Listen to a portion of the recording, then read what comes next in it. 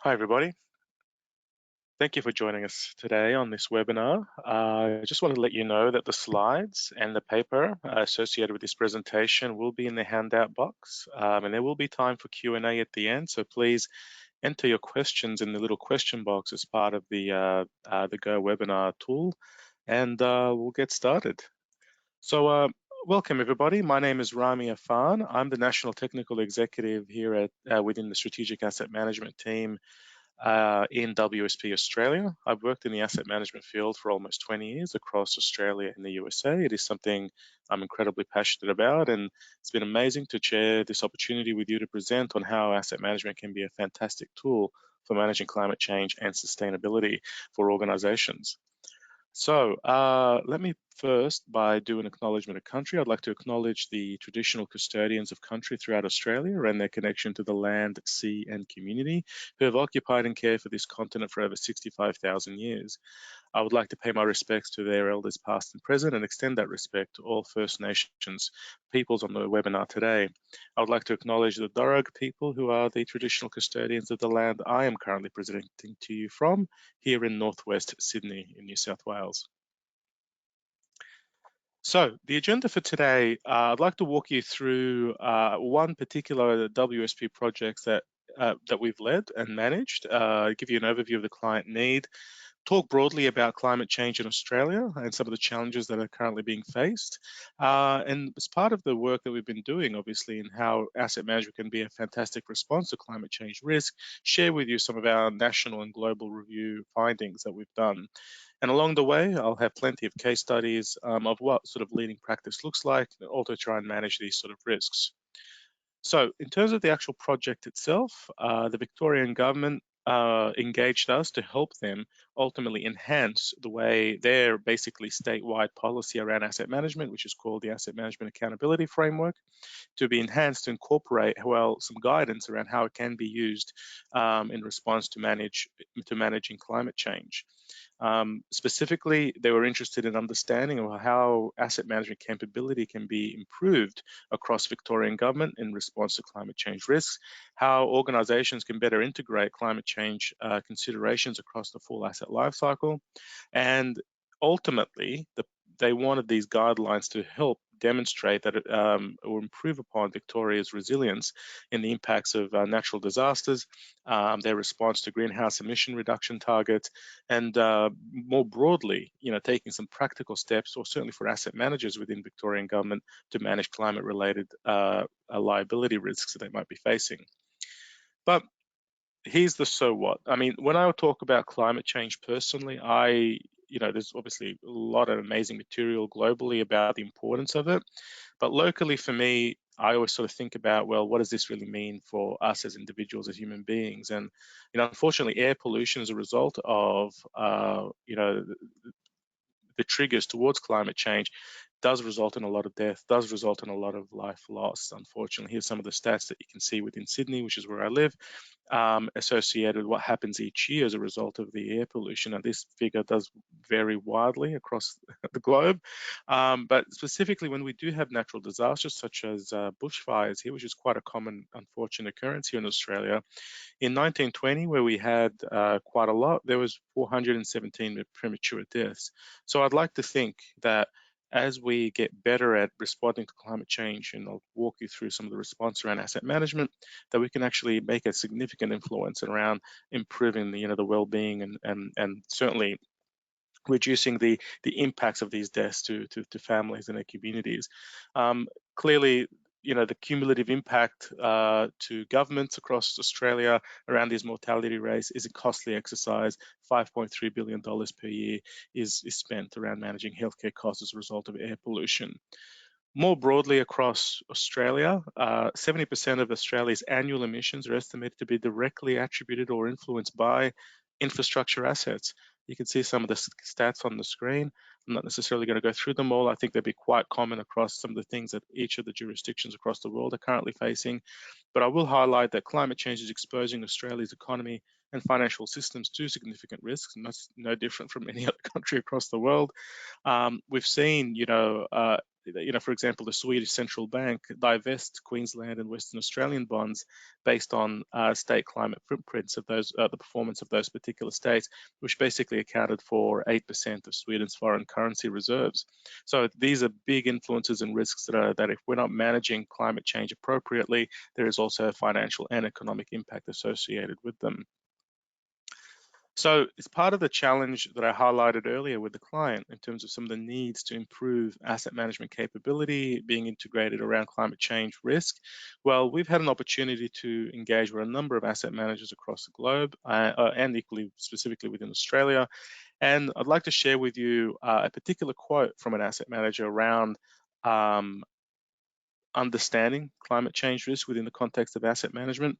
And basically they said, this climate change stuff is gobbledygook to me, meaning that there's so much of it thrown around, particularly in terms of climate change science, that it's becoming very difficult to understand what it all means, for those that have come from other technical fields, ultimately.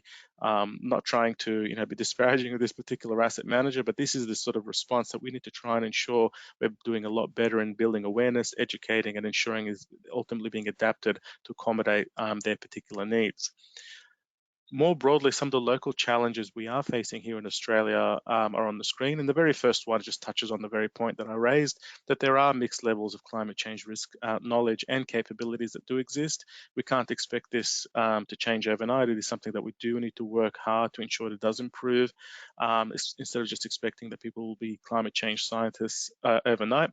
Climate change risks are also not consistently being integrated across the full asset life cycle. We see it done in patches. It is an area that we are looking to try and improve upon here in Australia. There is also a reliance on the Building Code of Australia to try and address natural risk, and that only takes you so far. There is much more that organisations need to do to mitigate and improve disaster preparedness and response around natural hazards. There is also a limitation associated with how infrastructure sectors can consider interdependencies across both the public and the private sector as well. So moving away from these sort of siloed approaches of individual organizations, but thinking more broadly across government and across industry. And lastly, there are some challenges around data, particularly in terms of getting an understanding of where they can be sourced and how reliable it can be to help understand climate change projections. But importantly, governments across Australia here, state governments and local governments, are recognising the importance of climate change risks, and that what you really need is infrastructure life cycle planning and a whole of government approach. And if I were to share with you what the definition of asset management is, it is fundamentally those two things. It's ensuring that there's an asset, you're managing value and risk and cost across the entire asset life cycle of it, and that you're doing it across in an integrated way across your organization and across your stakeholders. So this is fundamentally at the core of what asset management is about, and this is why it's such an important consideration for asset management frameworks within organizations to respond to climate change risk. So as part of our national and global review that we've done in this sort of space, I had a look at what other jurisdictions are doing in terms of policies and guidelines to help asset managers bring together or integrate climate change considerations. And unfortunately, there's not a heck of a lot, mind you. There is just a lack of practical guidance available across the world and obviously across Australia. And where they are available, they're primarily focused on physical risks or natural hazards, not necessarily around decarbonisation or transition risks, which I'll talk about in a moment. But there is one example that I'd like to share with you, and this is reflected on the diagram on the screen. The climate change and asset management framework from British Columbia is probably one of the best examples that we've seen, where you basically got the Union of British Columbia municipalities coming together, bringing everything that they know about asset management and climate change into an integrated framework that can be used and deployed across, well, not just across British Columbia, but to be used across the world, and it is published. It is certainly one of the best areas that I could point to that has demonstrated this across both net zero and adaptation and response to natural hazards. So one of the core challenges we've faced in trying to, certainly in terms of thinking about, well, who the audience is around climate change within an asset management context, is trying to understand the climate change terminology that and have it all quite clearly embedded in existing frameworks within asset management that tend to be also quite technical. One of the areas that we've been trying to help in a lot of ways is building an awareness around what physical risks mean, what transition risk means, so that organizations can understand what they, how ultimately they can be evaluated as part of their organizational broader risk management framework, as opposed to them being done in isolation. Because ultimately, physical risks or direct exposure to natural hazards need to be managed within the broader organizational context of other decisions that need to be made or other risks that need to be managed so that appropriate trade-offs can be made. And transition risks ultimately can be areas that are a bit of a blind spot for most organizations, particularly if decisions are made by governments by which, not being able to achieve net zero targets has the potential for you to impact your entire business operations and the associated liability from failure to comply with those net zero targets, particularly in terms of having the tax on carbon or emissions, or in particularly having stranded assets, meaning that they are no longer deemed viable within that kind of context. But it also brings climate change. Climate change also brings opportunities within this space that organizations need to think about, and more broadly try and understand, well, what role do they have in a carbon economy, particularly because in going down a sustainability path, you have opportunities around resource efficiency and operational savings. There is also the benefits associated with having more resilient infrastructure and assets, and certainly new market opportunities that can present themselves in terms of new technologies that can be used and techniques that can be deployed to help mitigate some of these risks. Importantly, though, in order to achieve a resilient transition, a sustainable transition, it is both about mitigating your dependency on carbon and certainly being able to be in a position to equally develop mitigations around adaptation to support the impact around natural hazard. Both of these things need to happen at once, and both of these risks need to be considered at the same time in terms of a response. So to sort of take it back to the client, the Victorian government that we helped, they have, like most jurisdictions, embedded climate change into their legislation. So under Section 20 of their Climate Change Act 2017, the Victorian government have basically introduced a duty to consider climate change, and it's as part of its decision-making processes where relevant and appropriate. So right here we have an opportunity that if when it comes to making decisions, life cycle decisions around assets and infrastructure, it is fundamentally part of their legislative duty to ensure that that does happen. Now, clearly there are some targets in place, like most other jurisdictions across the world, particularly around net zero by 2050, and you can see them on the screen, that they ultimately want to try and have it in a staged approach through interim targets of 28 to 33% by 2025, 45 to 50% by 2030. Now, interestingly, what I want to highlight is the influence that climate change and government policy can have in the infrastructure market, specifically the energy market here in Victoria. And I wanted to highlight that in 2001, most of the electricity generation in Victoria has traditionally been concentrated through coal-fired power stations. Again, they're probably no different than what most jurisdictions are elsewhere. There is some hydro as well, as part of the Snowy Hydro scheme that existed.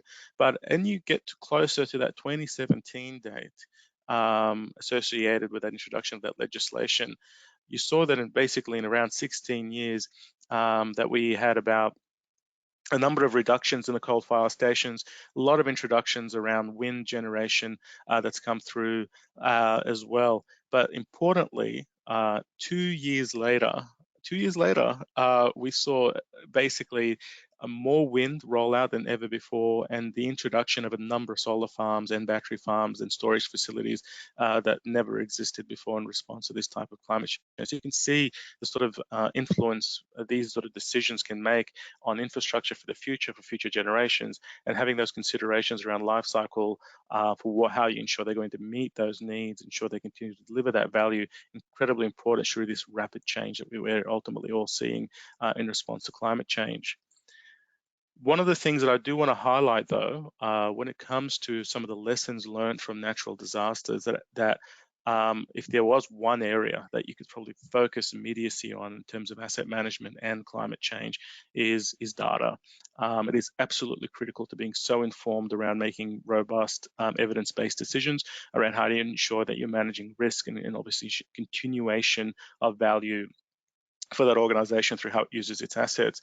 So it is ultimately being able to bring together two things: having an understanding of your assets in terms of its, in terms of asset information that exists, your asset inventory, spatial condition, valuation, criticality, how they're connected to network, the network arrangements associated with them, to be ultimately aligned and married up with the climate change data, particularly around climate change projections, how hazards are ultimately going to be defined geographically, and equally how they can be all aligned in a geographical base. And this is one finding, well, I should say one, through many of the natural disasters that we've experienced, a lot of the reviews that have come out of them all highlighted that data needs to improve, and this is an area that needs to be a bit of focus as asset management at its core is ensuring that you've got data being collected across the asset life that is going to be used to support business decisions. So understanding the climate component of that is going to be absolutely critical. And one example that I can share with you here in New South Wales, based on some of the work that WSP has also done, is to basically, well, if we have an understanding of the assets that we have across the various state and local based agencies that exist, well, why don't we overlay that with an assessment of the various physical risks, a heat map, if you will, as you can see on the screen, that gives you an understanding of where the likelihood and probability of natural hazards and disasters ultimately that are going to be quite prevalent on a geographical sort of basis. What you see on the screen with the heat map itself, that's actually a 20-year projection, but it's also can be done a 50-year projection, 70-year projection, particularly because a lot of public infrastructure is long life. You can overlay that data, the asset data, with this climate change hazard data, and you can clearly see exactly where your hotspot areas are going to be. And this, as you can sort of see on the bottom of the screen, did consider a whole range of natural disasters overlaid on top of each other to actually see, well, we've got some particular areas that are high risk and need to be managed. And it's clearly reflected in that diagram as we sort of work through it. So that has been incredibly powerful, and this is something that thankfully a number of jurisdictions are now rolling out in terms of their vulnerability assessments, which has been fantastic to see. And at the core of it is ensuring, well, how can that data be best used to support better risk management response, particularly when it comes to managing the infrastructure across its full life. Interestingly as well is that when we talk, as we sort of think about decarbonisation in particular and transition risks, we've seen a number of organisations across the world change their way or reform their way to how they invest in new assets in particular, or infrastructure for the future. Here's an example from the UK National Highways, and they've got an investment hierarchy that they've put together in terms of supporting their 2050 transport decarbonisation plan.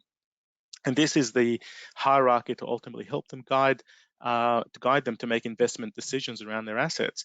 And you can see the shift. Traditionally, the focus has largely been around buying new infrastructure, procuring infrastructure, building new infrastructure to support growth for the most part. But you can see here the shift is now moved towards that we want to ensure that we're maintaining our existing assets to promote best efficient use of their network and to work with their partners to ultimately achieve those particular outcomes. So it's the broader saying is smarter infrastructure, not more infrastructure, not bigger infrastructure, to try and alleviate that impact around your carbon footprint, as particularly as it's associated with the new assets that are introduced. So this shift is being seen elsewhere as well, but I just wanted to share this with you across the UK, because typically roads have been very much an area where it is about building new things as opposed to maintaining and improving what you've already got in terms of existing infrastructure. Bringing it back to the work that we've done in Victoria with the Victorian government, what we've basically developed is a set of guidelines that are basically aligns to their broader statewide asset management policy that brings together, well, here are the practical things across each of the core areas of the life cycle that asset managers can do to ensure that climate change risks are being managed accordingly. Through their planning of their infrastructure, it is ensuring that you've got a very clear alignment between the goals of the organization, the asset management objectives, if you will, that need to be achieved, and how they are influenced by climate change risks, and particularly how they're going to be influenced around your business case development in terms of understanding the value and measuring and quantifying the risks associated with climate change, not just over the next sort of 10, 15 years, but certainly in terms of future generations as well. The acquisition side, we've done a lot of work to highlight, well, you've got to have appropriate metrics and frameworks in place to ensure that you're procuring providers that ultimately align themselves to achieving the same climate change objectives that you are, particularly in terms of obviously achieving your net zero targets, and that there's a level of due diligence and assurance that's going to be associated with that in terms of the vetting and procurement process. The operation side is probably going to be one of the most critical areas, not just in terms of ensuring that you've got appropriate prevention and maintenance standards in place that can respond to climate change risk, particularly natural hazards, but the underlying technology necessary for that monitoring and reporting around data that we've talked about earlier, particularly because 80% of the asset lifecycle is in that O&M space, and you need to ensure that you're using that as a basis for that data capture to help inform better decisions in the future.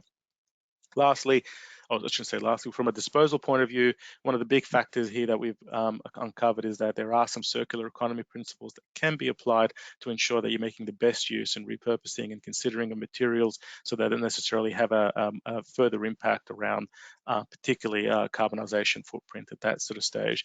Now, lastly, probably most importantly, is the leadership accountability. All of this doesn't happen unless your leadership is behind it. The governance and resourcing to enable an adequate response to climate change is all about understanding the capability and skills that you need as an organization and having that commitment and mandate to try to address and build that capability. It is also around setting that vision, setting the targets, and setting the reporting against those targets to ensure those appropriate risks and opportunities around climate change are being embedded across the organization as well.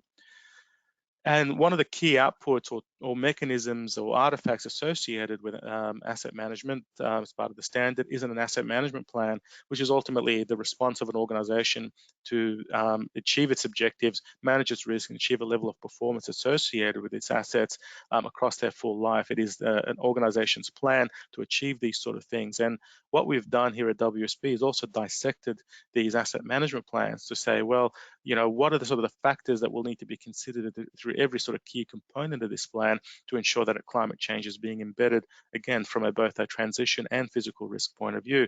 So as you can see here in section 4, the state of the infrastructure, well, the state of the infrastructure is not purely about the assets themselves and how they're performing, but how those assets are ultimately responding to climate change impacts and risks. So how are you measuring that type of response and demonstrating your performance in terms of decarbonisation or disaster prevention and recovery? The levels of service are going to be quite important. Again, we need to acknowledge that there are targets now in place, particularly around climate change, that will influence those objectives, and they will need to be incorporated as part of these considerations. How you think about your growth and demand and risk profile is going to have a significant consideration around understanding, for example, the vulnerability assessment that I've talked about before. What does that look like over the next 10, 20, 30, 50 years that you will need to ensure that your assets and your services are going to effectively respond to? And bringing all that together in terms of lifecycle management, much like what I described on the previous slide, how do you ensure you're investing in the right things in terms of your maintenance, operations, what you're planning for in terms of new infrastructure, and how you're disposing, that it achieves the greatest value possible, mitigates as much of the climate change risks as possible, and gives you the ammunition, if you will, to substantiate your financial needs, as you see here reflected in section 9, for the future. In addition, it'd be great if you can overlay that in terms of those economic benefits associated with mitigating those risks, and ultimately where your organization still has work to do to improve upon, that's reflected into an improvement plan, particularly as it's focused in terms of addressing those climate change capabilities that I spoke about earlier. So what are the key takeaways from all of this? So first of all, there is significant benefit to be gained from aligning asset management practice with climate change risk management across the full asset lifecycle planning and delivery for an organization. Asset management at its core is ultimately about risk management and having a the climate change risk component of that integrated is just going to mean that it's going to be far more robust and useful for an organization to respond to rather than try and deal with it in isolation. A significant enabler to all of this is organizations taking that step to build climate change awareness and skills, identifying where those gaps exist within their organizations to help support better, robust decision making, and to ultimately have a plan in place to try and address these things. One of the best ways, as is reflected in the British of Columbia example I mentioned earlier, is establishing these communities of practice across all levels of government and in collaboration with industry. Let's have a look at what everybody else is doing. Let's learn from it and see how we can all bring together in terms of one common pot where we can all work and learn from each other and improve in terms of what is going to be for a far more effective response around climate change through better asset management practice. And lastly, we've developed a number of tools, models, data, and approaches here within WWSP that we're obviously keen to share and discuss and leverage to help you leverage as part of the decision-making process. And it's important that these sort of things like presentation today are continually be shared so that you can build that awareness of what is actually available, and in particular how technology can be used to help be a support to ensuring that you're managing climate change without it all being very much hampered around understanding the capabilities of the organization. But to that, I'd like to say thank you today and open it up to questions for you all. Thank you, Rami, for a fantastic presentation. Just mentioning briefly that the presentation slides and the paper that this presentation is based on is available in the handout box for you to download. You can continue to log your questions in the question box, and we have some time for a few questions to start with. So how can organizations understand how well they are managing climate change risks? Yeah, there's a number of tools that are actually available, but I think if you are unsure of how well you're measuring your risks, there is a number of mechanisms available to baseline exactly how what your current level of vulnerability looks like in terms of an assessment, your current carbonization footprint, your carbon footprint looks like, and I think understanding those things from a data and a quantitative point of view is a step in the right direction.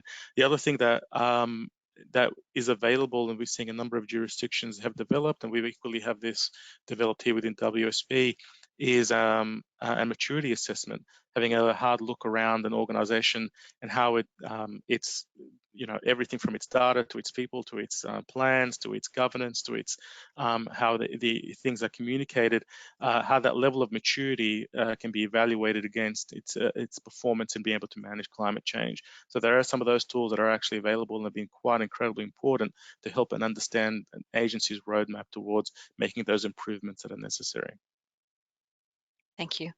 If you can recommend what are some practical steps asset managers can take if they are new to climate change and sustainability field of practice? Yeah, look, I think there's the couple of easy things is to just educate yourself initially. I know that sounds obvious, to get out there and sort of have a look at what the climate change scientists are doing in this sort of space. So it's the very first thing that certainly is the thing I did when I first get into this particular field. You quickly realize a lot of the factors that are considered as part of climate change are factors that need to be embedded as part of an asset manager's decision-making process. So I think having a network of people that are experts in climate change science is very important. There's a number of people obviously here at WSP that we're quite proud of to have that are experts that we leverage as part of our asset management work all the time. But at the same time, I think one of the areas that is quite important for an asset manager to acknowledge is around risk management. And if your risk management framework seems to not integrate or have elements that are missing around climate change, this is an area that I think an asset manager can take some practical steps to try and identify where those gaps are with their executive, their leadership team, to try and hopefully bridge those gaps as part of a long-term improvement plan for the organization. Thank you. I will take the last question, and all additional questions will be answered directly by Rami. How can the cost of organizational climate change response be justified against declining government budget envelopes? Very important question, a lot of comment. I get that a lot in dealing, and I think the most important thing to take away from all of this is the fact that the analytical work necessary to demonstrate the impact of climate change is the within itself what treasuries across various jurisdictions are looking for, what governments are looking to try and understand. Asset managers have a role to help quantify that impact around the assets that they manage, the services that they provide, so that it can be used to substantiate, to justify, to ultimately be the business case for making improvements that are going to be quite necessary to mitigate the economic and financial risk that might be put towards a jurisdiction. Being able to quantify that economic and financial risk within that climate change asset management approach ultimately is going to open doors for those agencies to actually get more funding than to be constrained by the funding that you have. So that upfront work as part of the asset management planning, the risk management response is actually quite important in ensuring that you are substantiating your needs for the future to support greater investment in assets, as opposed to trying to continue to work with what you've got. And if you are forced to work with what you've got in terms of funding, then at least those risks around the sort of decisions that you would need to make to mitigate, which may not result in improvements, but potentially unavailable assets, at least are going to be quite clearly and transparently known to government as a result of the asset management plan, for example, that I highlighted earlier. Thank you, Rami. A fantastic presentation. Thank you, everyone, for joining us today in this early morning in Sydney and around the world. So we hope to see you in our upcoming sessions, and feel free to reach out to Rami for all additional questions. So thanks again, everyone. Thank you all. Appreciate it.